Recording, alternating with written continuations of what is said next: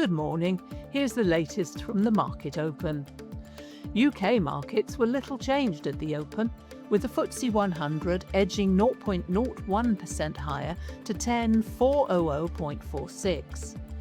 Across Europe, the Euronext 100 slipped 0.02%, while Germany's DAX gained 0.19%.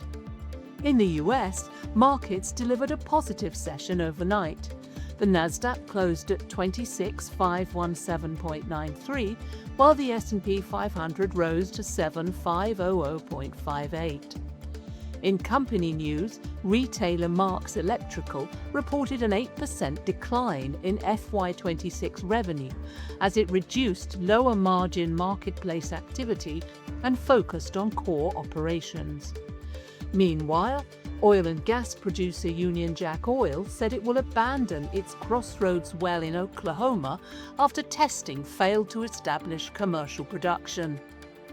Against sterling, the US dollar, euro and yen were broadly firmer, while the Swiss franc and Australian dollar gained ground. Bitcoin opened at £47,647.